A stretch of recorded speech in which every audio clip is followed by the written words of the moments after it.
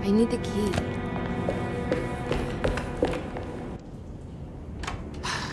If we could just get rid of Jeremy, everything will go back to normal. That reminds me. I saw Miss Emily earlier. You remember her? You know she's Jeremy's niece. She's looking for him. That's right. She's helping us. In her own way. As long as she don't stand in the way of the mother of 1,000 young. I don't think she knows or cares about that. She just helped Jeremy. I've been more worried about that Detective Carmen fella.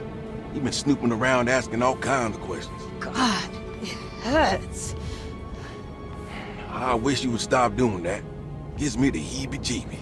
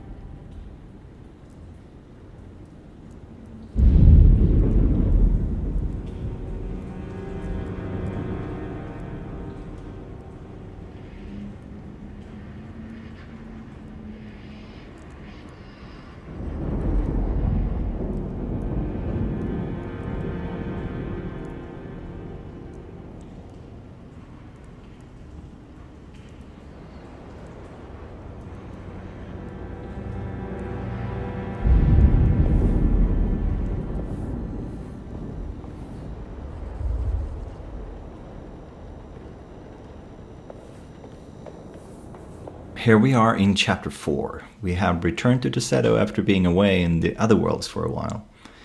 The sun has set and the weather is getting worse. We just learned that Baptiste and Lottie are back in the house, and we put a little bit of suspicion on them, because this chapter is about getting the player to first become a little paranoid, but ultimately feel like their character has almost lost their mind. After coming back to the Derceto, we have this night mood going, and besides the blue moonlight, we have used the green light, the green artificial light, as an amplifier to increase the amount of horror or nightmare mood, sort of.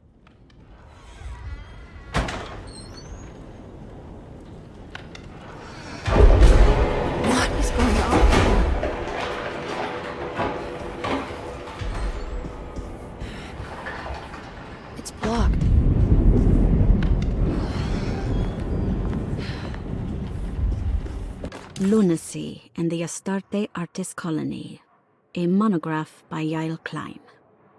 In early 1909, The old Derceto plantation outside of New Orleans was turned into an artist's colony.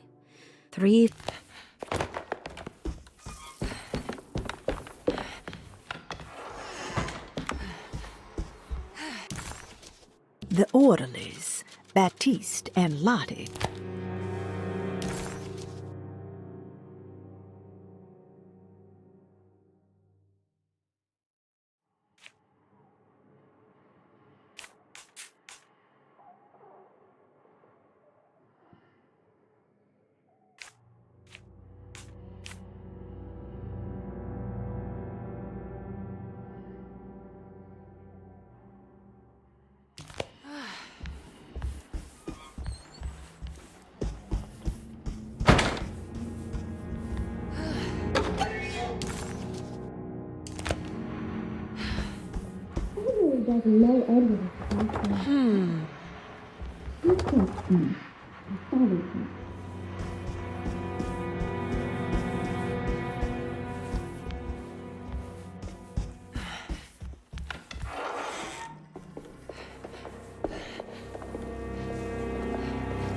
It looks haunting. As we were opening up more of Derceto in Chapter 4, it felt necessary to close something up. Mrs. Thompson, I understand.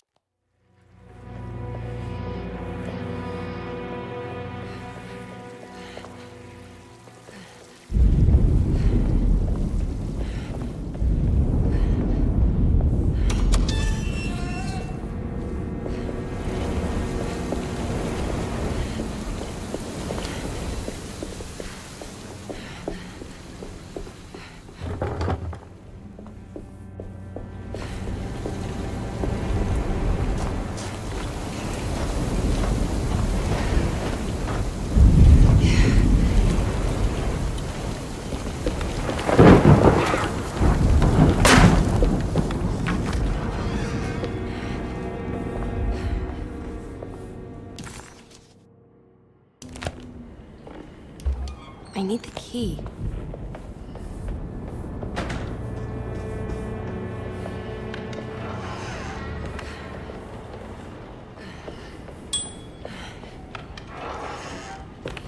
For me, the original game was more an adventure game than a fight game.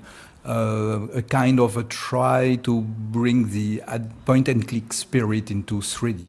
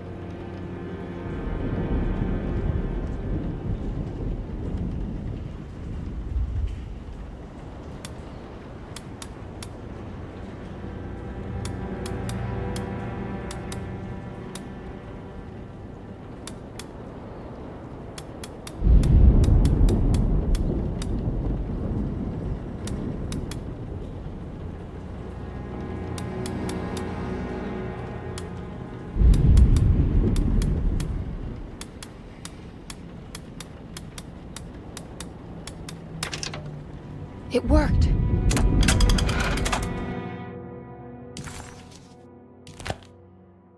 The last guest in the empty room suffered from severe maladaptation. I must write this down, because if I understand the condition sufficiently, it could make me deny this fact at a later date. And there is reason for me to think I may come to suffer the consequences from this dysfunction, as some who came in contact with the guest seemed to adopt a new worldview in which everything was predetermined but broken. Upon accepting this world,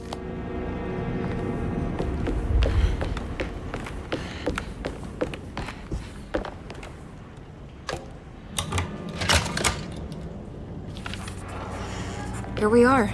Dr. Gray's office. I have finished tidying up Miss Beauregard's belongings. Now what? See if we can find some answers.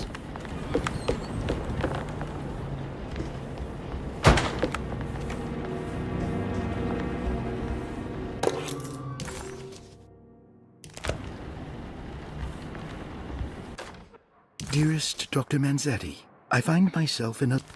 As I was naming the things in our story that wasn't at the very center, but rather that I needed another doctor for Dr. Gray to be corresponding with, for instance, I tried to pick things found in the original game that seemed to have an essence of the thing I was naming. But as I was doing this, I realized that the original name had something peculiar to them. The names sometimes correlated with names of the developers themselves. So for instance, in the name This can't be. Tarouea, it was a take on Jean-Marc Torouea, who was one of the 2D artists for the original game. Or for instance, the text name The Book of Yael, written by a Monsignor Vacher, both fits the first name of Yael Barros, another 2D artist, and also Philippe Vacher, the composer. You might think this would provoke me to start pulling names out of our own team, but I instead decided to double down on the original team. Since this is a love letter to the original, I didn't want to focus on our team, but rather the ones who came before. I always split the names, of course. I don't want anyone to think I was referencing the actual person. I don't know any of them, so yeah. The only person from the original game that is mysteriously but actually addressed in our game is Frederic Renal.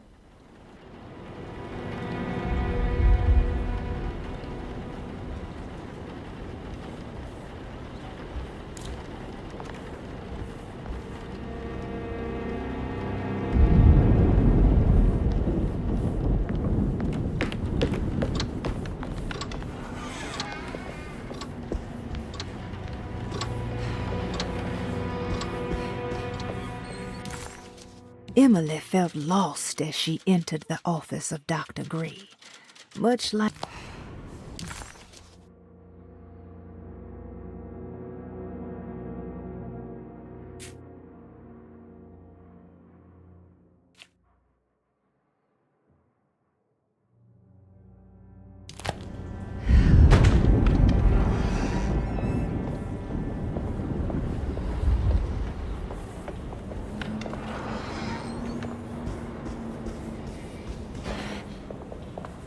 Another huge difference is that even if I used to say that the house in the original game was a kind of character in the game, actually it was more just Jeremy Hartwood's. Hey, little lady, how's your evening been going? Ups and downs, I suppose. I hear that. We all live in the life of an elevator operator. Are you alright, sweetie? Do you want to see my mask, miss? I'm making it for St. John's.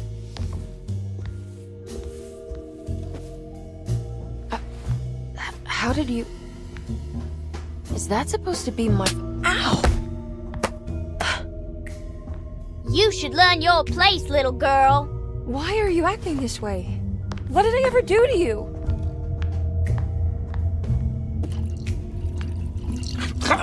Grace!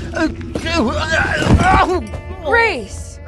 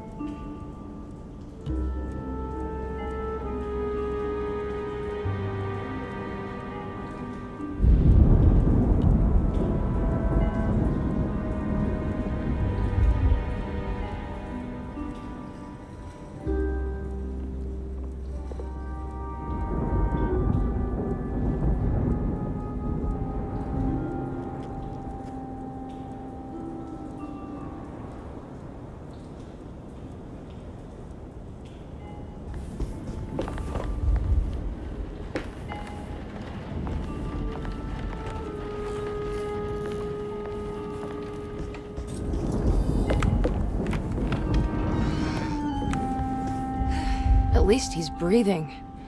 I'll just let him sleep it off. I'll just borrow these. There's something missing.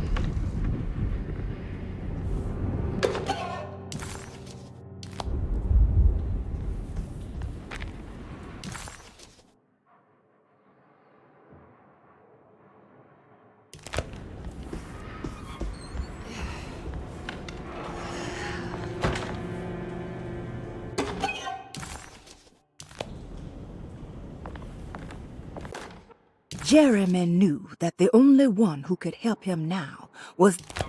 While all our characters are quite mysterious in their own right, Cassandra Beauregard might take the cake. She is our narrator, but she also appears to have died before we even arrived to Derceto. She is writing about our characters like it's one of her novels. I won't reveal too much, I don't want to ruin the fun of overthinking this kind of stuff, but her texts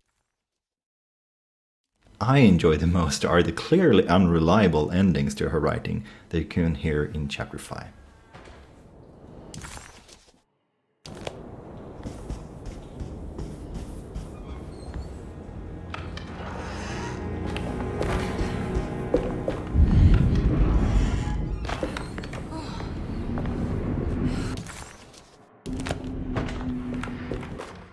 Detective Comby, I'm terribly sorry that my niece has pulled you into this mess. Please, with all my blessings, take her away from this country.